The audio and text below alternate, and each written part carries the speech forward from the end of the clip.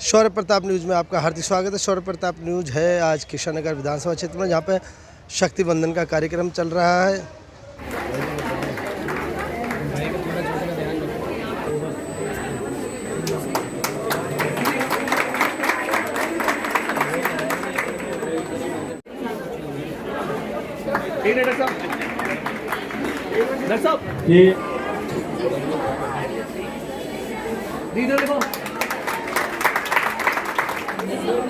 दीदी एक बार इधर देखिएगा।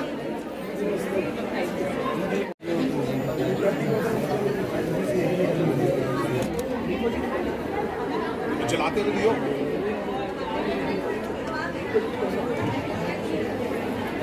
वंदे मातरम सुजला सुफला मलयज शीतला शस्य श्यामला मातरम वंदे मातरम शुभ्र ज्योत्स्ना पुलकितया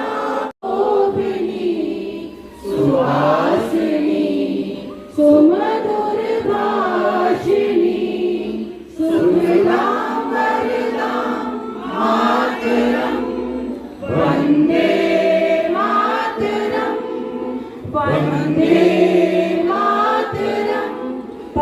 भारत माता की। आप लोग अपना अपना स्थान ग्रहण कर ले। अगर आप एक महिला को सिखाते हो, महिला को पढ़ाते हो, तो पूरा परिवार, पूरा गांव पढ़ता है। देवा जी माननीय जिला अध्यक्ष संजय गोयल जी के निर्देशन में आज ये कार्यक्रम कर रहे हैं। ये कार्यक्रम आपको ये भी बताने के लिए कि मोदी जी की बहुत सारी नीतियां मोदी जी ने की है। क्या आप जानते हैं लखपति दीदी, जो मोदी जी की एक स्कीम अभी लागू हुई है जिसमें 1 लाख रुपए का लोन मिलता है, वो आपको मिलता है, साथ में ट्रेनिंग भी मिलती है कि आपको LED कैसे बनाना है। बहुत सारी और भी जितनी चीज़ें हैं, सुकन्या समृद्धि योजना, मुझे लगता है सारी बहुत सारी ऐसी आज देने आई है, क्योंकि वो हमारी मुख्य वक्ता है। मैं उनके और आपके बीच में बहुत सारी चीज़ नहीं कहना चाहता, लेकिन ये जरूर कहना चाहता हूँ, चाहे स्वास्थ्य हो, चाहे घर हो, पीने का पानी हो, पोषण अभियान हो, सबके केंद्र में मोदी जी के क्या है, महिला। आज कृष्णानगर विधानसभा आप सबकी उपस्थिति को, आपकी उपस्थिति को सम्मान करती है, वंदन करती है।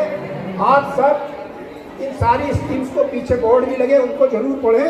और इसीलिए इसका फॉर्मेट हमने कोई पॉलिटिकल या पार्टी फॉर्मेट दे रखा है। ये दीदी ताली का साथ जो जगह जब किसी का स्वागत हो तो तालियां जरूर बजाया करिए। दीदी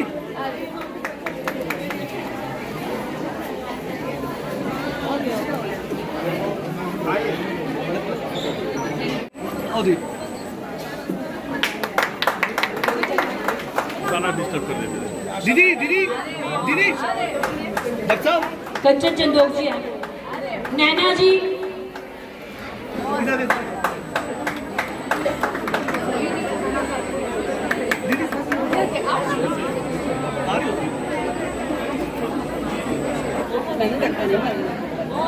दीदी दीदी प्रीति वर्मा, सोनिया जी, राजू जी के लिए भी जोरदार तालियां। राजू जी जगतपुरी से निगम पार्क है ना, जगतपुरी से ही है ना। और मीनाक्षी जी अनारकली से है ना, मीनाक्षी जी के लिए भी जोरदार तालियां। अच्छा, छवि जी हमारी। मैं तो बस एक लाइन गुनगुना कर बताना चाहती हूँ आप लोगों की, हम लोगों में जो शक्ति है उसको हम किस प्रकार समाज में ले जा सकते हैं। स्वयं अब जाग कर हमको जगाना देश है अपना, स्वयं अब जाग कर हमको जगाना देश है अपना। आज इतना ही, अगली बार जाऊंगी तो पूरा गीत सुनाऊंगी। वहाँ कैसे लगा दे।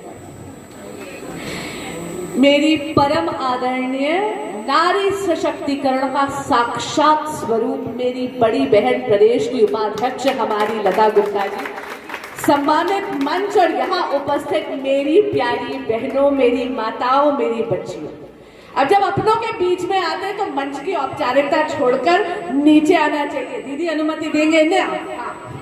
और वैसे भी मैं तो यहाँ अपनी बहनों के साथ गप मनाने आई हूँ, है ना भाई?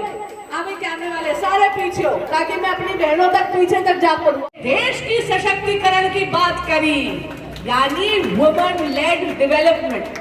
अब क्या अर्थ है इसका?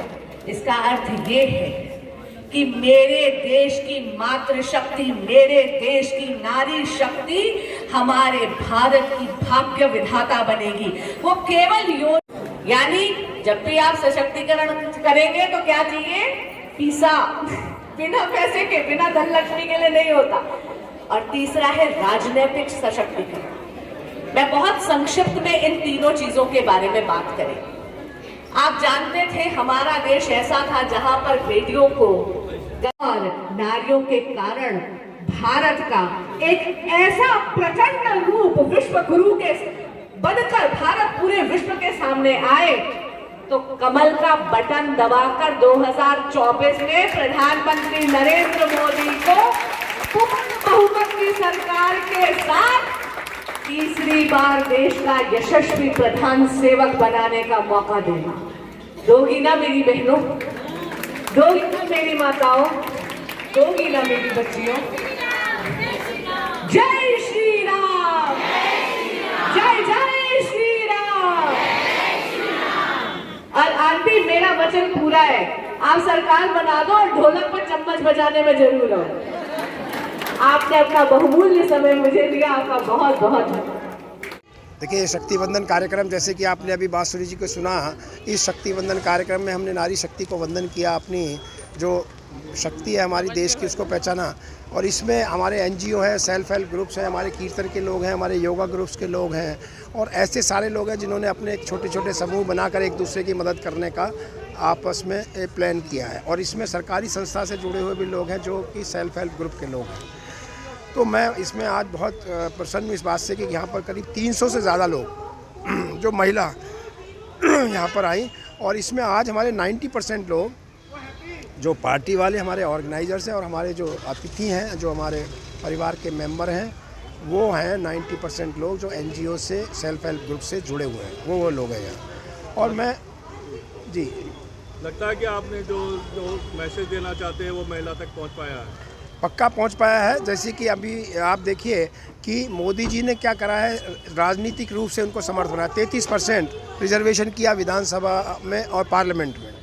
सामाजिक रूप से उनको, आर्थिक रूप से उनको एम्पावर किया। किस तरह से किया आप देखिए, ड्रोन दीदी 1 लाख लखपति दीदी बना रहे हैं, करोड़ों घरों में जल पहुंच गया, करोड़ों आवास बन गए हैं, करोड़ों घरों में इसको उनको रूरल इलेक्ट्रिफिकेशन, रूरल रोड के माध्यम से उनको जोड़ दिया है। तो इस प्रकार की स्टैटिस्टिक्स तब तक नहीं हो सकती जब तक कि नेतृत्व, मोदी जी का नेतृत्व, वो उसके फोकस में वुमेन एम्पावरमेंट नहीं हो। तो नहीं तो एक वक्त था जब मटका उठाए लोग इतने दूर घर से जाते थे, एक वक्त था जब घर में बिजली नहीं थी, एक वक्त था जब टॉयलेट नहीं था। ये सारी किसने सोचा? मोदी जी ने। तो ये मोदी जी की नीतियों को ये महिलाएं भी हमारी समझती हैं, और सबसे ज़्यादा भारतीय जनता पार्टी की जीत में विधानसभाएं जो अभी हुई उनमें योगदान किसका था? महिलाओं का। और मुझे ये पूरी उम्मीद है ये जो गठबंधन और ठगबंधन बन रहे हैं, वो दोनों कितने भी ठगबंधन बने ये जनता जानती है, महिलाएं खास तौर से जानती हैं। हमारा उद्देश्य है कि दिल्ली में 7 सीटें जीतें, 60% से ज़्यादा जीतें, उनमें महिलाओं का सबसे बड़ा योगदान रहने वाला है। महिलाओं के सशक्तिकरण का यदि किसी ने कार्य किया है, ठोस कार्य किया है, तो आदरणीय प्रधानमंत्री श्री नरेंद्र मोदी जी ने किया है। इनको उज्ज्वला योजना के माध्यम से 10 करोड़ से ज़्यादा गैस कनेक्शन दिए ताकि बहनों की आंखों में आंसू ना आए। इनको पक्के मकान दिए, हर मकान के लिए 2-2 लाख रुपए की सहायता दी गई। इनको इज्जत घर बना के दिए गए। इनको सुकन्या योजना के माध्यम से डाक खाने में सुविधा दी गई ताकि हमारी जो बच्चियाँ हैं वो जैसे पहले गर्भ के अंदर मार देते वो ना हो। और देखिए उसका अनुपात अब महिलाओं का पुरुषों का अनुपात बढ़ा है, महिलाएं लगभग पुरुषों के बराबर हो गई हैं। इनको शक्तिकरण करने के लिए 3 करोड़ दीदियों को लखपति बनाने की योजना बनाई गई, जो योजना चल रही है। ऐसी योजना बनाई गई है ताकि महिलाओं का सशक्तिकरण हो, और उसी सशक्तिकरण से देश का भविष्य होगा।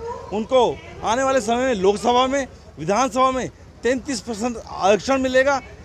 ये जो योजना है इनके माध्यम से महिलाएं बढ़ेंगी, महिला की शक्ति बढ़ेगी, और जब शक्ति बढ़ेगी तो देश आगे बढ़ेगा। ये जो कार्यक्रम है वो देश के यशस्वी प्रधानमंत्री आदरणीय श्री नरेंद्र मोदी जी के आह्वान पर हमारे देश भर में जितने भी SSG ग्रुप यानी सेल्फ हेल्प ग्रुप, स्वयं सहायता समूह और NGO से संपर्क कर उनको मोदी जी के विकास की गति में वो साथ चलें। महिला सशक्त हो, महिला सशक्तिकरण की बात जन जन तक पहुँचे। जो योजनाएं मोदी जी ने, हमारे देश के यशस्वी प्रधानमंत्री जी ने महिलाओं के लिए दी हैं, वो हर देश के कोने कोने में पहुँचे। इस नाते ये कार्यक्रम हमारे पूरे दिल्ली के 70 विधानसभाओं में हो रहा है। तो आज यही है कि बहनें जुड़ें और इस विकास की गति को और तेज करें। जी, आप ये देखिए कि आदरणीय प्रधानमंत्री श्री नरेंद्र मोदी जी ने केवल महिला सशक्तिकरण की बात ही नहीं करी, उन्होंने महिलाओं के नेतृत्व में देश के सशक्तिकरण की बात करी है। और हमने यहाँ आकर सामाजिक इंक्लूजन, एक आर्थिक इंक्लूजन और आप देखिए कि एक राजनीतिक इंक्लूजन, इन 3 पहलुओं पर छूकर बात करी है। और हमारी बहनों को बताया है कि चाहे वो बेटी बचाओ बेटी पढ़ाओ हो, चाहे वो मुद्रा योजना हो, चाहे वो स्वनिधि योजना हो, चाहे वो मातृवंदन योजना हो, चाहे वो नारी शक्ति वंदन अधिनियम हो, ये सारी की सारी योजनाएं पिछले 10 वर्ष से एक बहुत ही सिस्टमैटिक मेथड हुआ है हमारे यशस्वी प्रधानमंत्री श्री नरेंद्र मोदी जी का, जहां पर आप एक विकसित भारत का सपना नारी शक्ति के नेतृत्व में भारत का एक नया भारत गढ़ेंगे।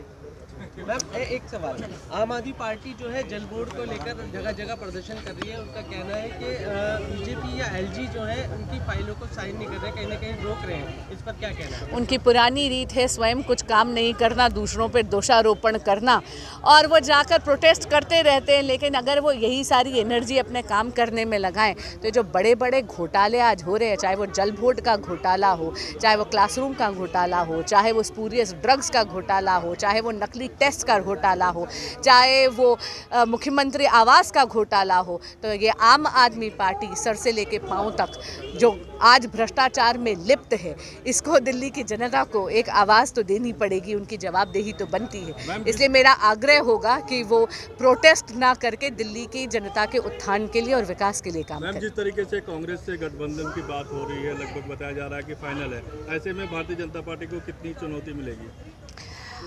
भारतीय जनता पार्टी बहुत ही सकारात्मक राजनीति करती है। हम हमारे प्रधानमंत्री श्री नरेंद्र मोदी जी की लोकप्रियता, उनकी विकास की नीतियां और बहुत सकारात्मक बिंदु लेके जनता के पास जाएंगे। पिछले 10 साल का एक रिपोर्ट कार्ड पूरी जनता के समक्ष है। आज हमारे यशस्वी प्रधानमंत्री श्री नरेंद्र मोदी जी के नेतृत्व में 11वें नंबर से भारत 5वें नंबर पे विश्व की सबसे 5वीं बड़ी आर्थिक अर्थव्यवस्था बन गई है। और मोदी जी की गारंटी है कि जब तीसरी बार मोदी सरकार आएगी तो हम 3rd लार्जेस्ट इकॉनमी बन जाएंगे। मोदी की गारंटी पूरी होने की गारंटी है। इस गारंटी के आगे चलते हमें किसी भी प्रकार के गठबंधन से कोई भी चुनौती नहीं मिल सकती। ईडी के 7वें समन के बाद केजरीवाल को क्या लगता है, पेश होंगे या नहीं होंगे? आपका क्या कहना है? देखिए, उनसे मैं बार बार आग्रह करती हूँ कि कानून का उल्लंघन करना बंद करिए। 7वां उनको समन जा चुका है, ईडी ने दिया है। और आप भी जानते हैं कि section 50 subsection 3 of the PMLA अनिवार्य करता है कि अगर आपको समन दिया गया है तो आपको जाकर ईडी के समक्ष पेश होना है। लेकिन क्या करें, केजरीवाल जी खास आदमी के आवरण में एक आम आदमी के आवरण में बहुत ही खास आदमी है। VVI सिंड्रोम से ग्रसित हैं, तो VVIP सिंड्रोम के तहत वो जांच में नहीं जुड़ गए। लेकिन उनको जुड़ना चाहिए, क्योंकि जब जब वो एक समन का निरादर करते हैं तो वो कानून का उल्लंघन करते हैं। मैडम, आज सौरभ भारद्वाज है, उन्होंने आज किशननगर विधानसभा क्षेत्र में शक्ति वंदन का कार्यक्रम था। इस कार्यक्रम का उद्देश्य महिलाओं को अधिक से अधिक संख्या में भारतीय जनता पार्टी के साथ जोड़ना है और महिलाओं के लिए चलाई गई विभिन्न योजनाओं से महिलाओं को अवगत कराना है।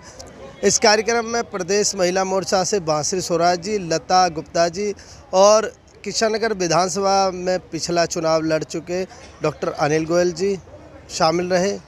मैं शौर्य प्रताप न्यूज़ के लिए NP सिंह राठौड़, दिल्ली।